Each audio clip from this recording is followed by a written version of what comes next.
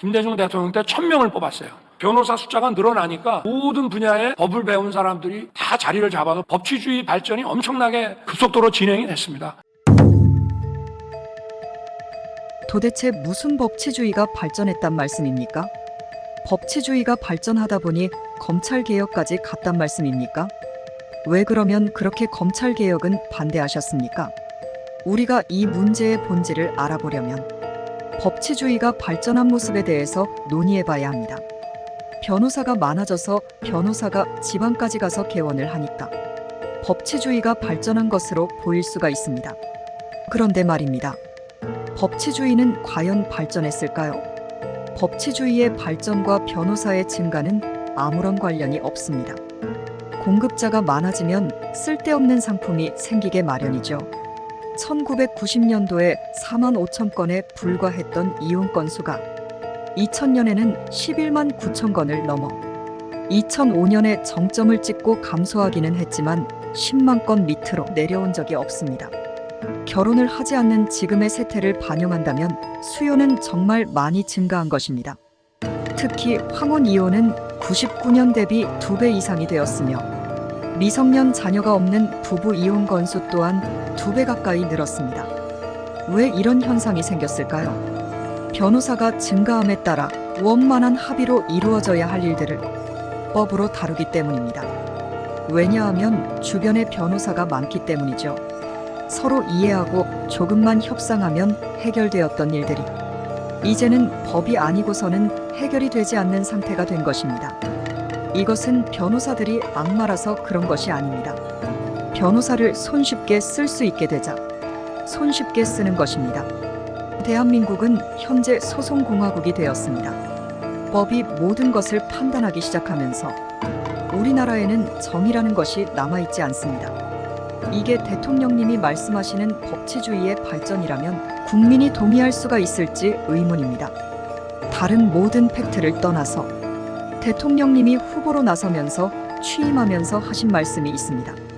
그 상식을 무기로 무너진 자유민주주의와 법치, 시대와 세대를 관통하는 공정의 가치를 기필코 다시 세우겠습니다. 무너진 자유민주주의와 법치, 공정의 가치를 다시 세우겠다. 자유민주주의와 법치와 공정이 무너졌다고 스스로 말했습니다. 그런데 지금에 와서는 법치주의가 발전했다고 말하는 이 모순에 대하여 국민은 납득할 수 있을까요? 법치주의의 보편성이 무너진 것은 로스쿨을 통해 배출되는 변호사들이 보편적인 교육을 받지 못했기 때문입니다. 예전에는 사법연수원을 통해 배출되던 법조인들이 이제는 로스쿨을 통해 배출되면서 법률, 사무, 종사기관 또는 대한변호사협회에서 6개월의 실무교육을 받는 것으로 끝납니다. 보편적 교육이 무너지면서 법적인 문제 상황을 해결할 때 필요한 공통적인 리걸 마인드가 무너졌습니다. 그래서 굳이 법정으로 가지고 가지 않아도 되는 사건들이 재판장으로 가게 되었고 우리나라는 소송공화국의 오명을 쓰게 된 것입니다. 지금 현재도 국민은 조금만 아파도 병원을 이용합니다. 1인당 병원 이용 횟수는 매번 보건복지부에서 들먹이는 OECD 평균보다 월등히 높습니다. 이것이 의사가 모자라서입니까? 이제 의료개혁을 통해서 무자비하게 의사를 증원한다면 의료계에서도 법조계와 같은 문제가 발생할 것입니다. 안 가도 되는 병원을 자주 가게 되고 조금만 무리해도 병원에 가서 수액을 맞게 되고 자신이 병이라고 생각지도 않았던 것을 병으로 알게 될 것입니다. 우리가 7, 80년대에는 비만인 사람을 병이라고 생각하지 않았죠. 오히려 부의 상징으로 여겼습니다. 하지만 지금은 관리하지 않는 사람으로 여기고 있습니다. 탈모가 병이 아니고 기미 주근깨가 병이 아니었지만 지금은 병에 가까운 치료를 받고 있습니다. 이것은 성형외과와 피부과가 많아졌기 때문입니다. 우리가 주변에서 많은 정보를 접할 때 이러한 정보가 같이 흡수되기 때문이죠. 이것만 봐도 의사의 수는 적지 않습니다. 이미 포화가 되어서 없던 병도 만들어지는 수준입니다. 문제는 양질의 의료입니다. 생명을 살리는 의료이죠.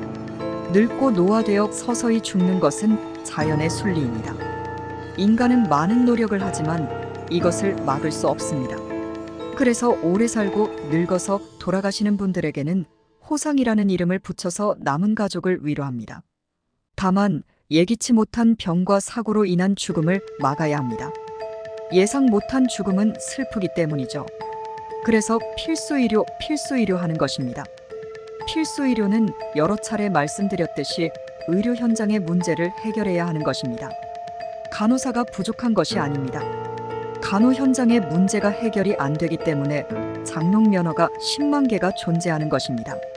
의료를 증원하더라도 의료 현장이 해결이 안 되면 의사 면허도 장롱 면허가 될 것입니다. 국민들의 답답함 때문에 굳이 증원을 해야 한다면 대통령을 2,000명 정도 늘렸으면 좋겠습니다. 시청해 주셔서 감사합니다.